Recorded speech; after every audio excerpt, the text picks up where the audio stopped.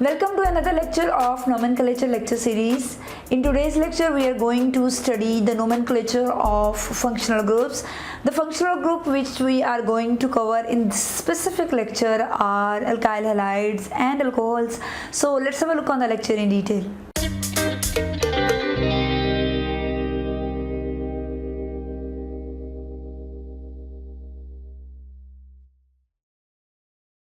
Organic chemistry में functional groups बहुत important role play करते हैं क्योंकि आप लोगों को पता है कि हर फंक्शनल ग्रुप की एक अपनी स्पेसिफिक केमिकल और फिजिकल प्रॉपर्टीज़ होती हैं और वो स्पेसिफिक फंक्शनल ग्रुप जब अल्काइल चेन के साथ आके लगता है तो उस ऑर्गेनिक मॉलिक्यूल की नेचर को ही बदल देता है और मुख्तलिफ तरह की properties according to that functional group उस अल्काइल चेन या उस ऑर्गेनिक मॉलिक्यूल में आ जाती हैं। ठीक है, अब ये फंक्शनल ग्रुप जब लगते हैं तो नोमेनक्लेचर किस तरह से चेंज होती है ऑर्गेनिक मॉलिक्यूल्स की, इसके बारे में पढ़ेंगे। सबसे पहला फंक्शनल ग्रुप जो हम पढ़ने जा रहे हैं they are the alkyl halides, जिनको हम हैलोजेंस भी कहते हैं।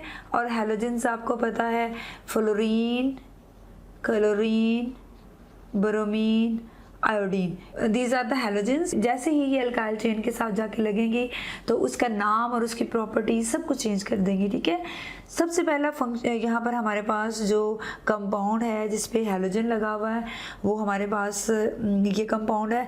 अब आपको पता है कि जो अल्काइल चेन होती है वो लॉन्गेस्ट चेन जो होती है वो पेरेंट चेन होती है। ठीक है, यहाँ पर हमारे पास एक ही ऑप्शन है, यही एक अल्काइल चेन है और ये इसकी सब्स्टिट्यूशन है। अब इस अल्काइल चेन में हमारे पास तीन जो हैं वो कार्बन एटम्स हैं। हैलोजन का जो लीस्ट नंबर उसको असाइन होना चाहिए। तो आप देखें अगर हम यहाँ से भी नंबरिंग स्टार्ट करते हैं तो 1 2 3 वो कार्बन जिसके साथ हमारा सब्स्टिट्यूशन है ब्रोमीन या हैलोजन अटैच है उसको सेकेंड नंबर मिल रहा है।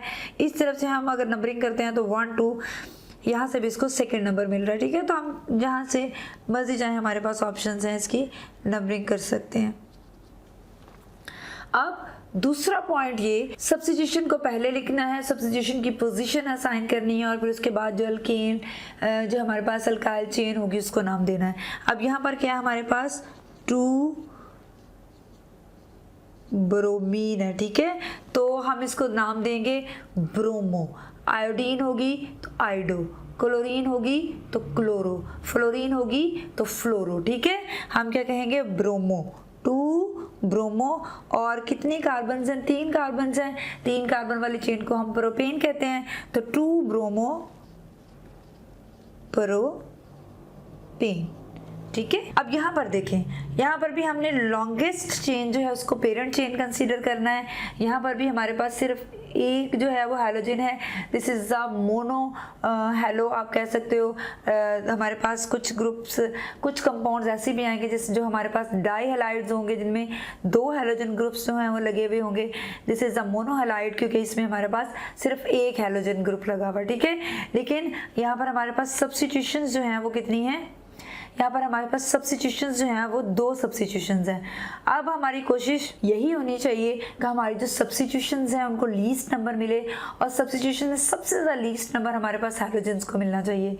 तो यहाँ पर देखें, यहाँ पर इस कार्बन के साथ ये हैलोजन ग्रुप लगा हुआ है। ठीक है, और इसको हम कार्बन नंबर 1 देंगे।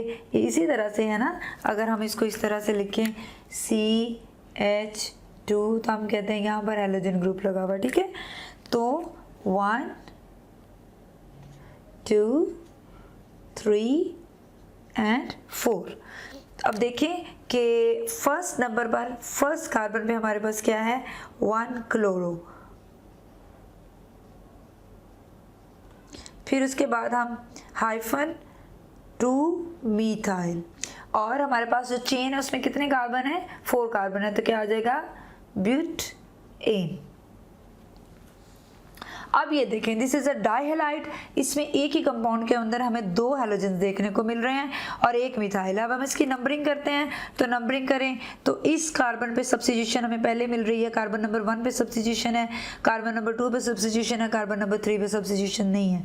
तो 1 2 3। जब हमने नाम देना है तो हमको पता है हम अल्फ़ाबेटिकली नाम देते हैं। वो सब्स्टिट्यूशन जो अल्फ़ाबेटिकली पहले आ रही है सब्स्टिट्यूशन, उसका नाम पहले लिखेंगे, और वो सब्स्टिट्यूशन जो अल्फ़ाबेटिकली बाद में आ रहा है उसको हम क्या लिखेंगे, बाद में लिखेंगे।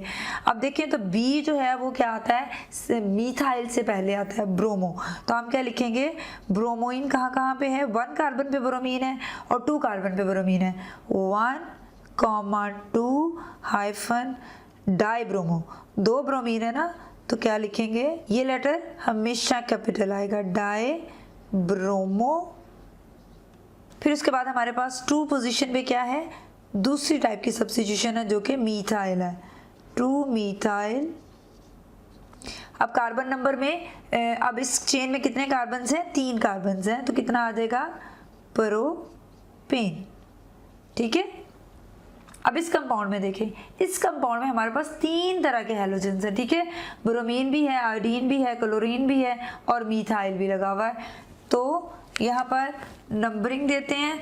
अब ये देखें तो हमारे पास जो लीस्ट नंबर आ रहा है वो इस सब्स्टिट्यूशंस इस तरफ से ज़्यादा है, 1 पे भी है, 2 पे भी है, 3 पे भी है, 4, 5। ठीक है, 5 है। तो अब देखिए हमारे पास कितनी तरह की सब्स्टिट्यूशन है, एक ब्रोमीन है, आयोडीन है, क्लोरीन है और उसके बाद मीथेन है।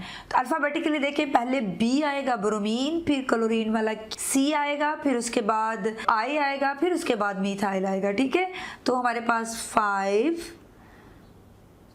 ब्रोमो, 1 क्लोरो, 2 आइडो, 3 मीथाइल, और कितने कार्बन्स हैं, 1, 2, 3, 4, 5 पेंटेन। ठीक है, तो दिस इज द वे कि हम मोनो हैलाइड्स, डाई हैलाइड्स और ट्राई हैलाइड्स को विद डिफरेंट सब्स्टिट्यूशंस जो हैं वो नाम दे सकते हैं। ठीक है, जब नाम लिखेंगे आप तो आप लोगों ने पूरा का पूरा अल्केन का नाम जो होता है वो एंड पे लिखना है, इस तरह से। जैसा ये प्रोपेन थी, जो हैलोजन होगा वो क्या होगा, हम कार्बन नंबर लगा के उसकी पोजीशन को मेंशन करेंगे। जिस तरह हमने यहाँ पे कार्बन नंबर लगाया और फिर उसके ऊपर जो हैलोजन की सब्स्टिट्यूशन थी उसको मेंशन किया। हैलोजेंस को हम पूरा नहीं लिखेंगे, क्लोरीन के लिए क्लोरो, ब्रोमीन के लिए ब्रोमो, आयोडीन के लिए आइडो, फ्लोरीन के लिए फ्लोरो आ जाएगा। ठीक है, और फिर उसके बाद हम क्या करेंगे, एंड पे पूरे का पूरा जो होगी अल्काइल चेन उसका पूरा नाम लिखेंगे जिस तरह हम अल्केन्स में लिख रहे थे।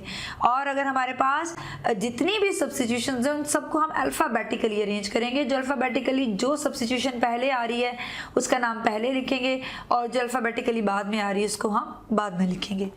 So this is all about the nomenclature of alkyl halides. We will meet soon in the next lecture. Till then, stay happy, keep learning, and don't forget to subscribe my channel and press the bell icon so that you can get all the notification of my channel.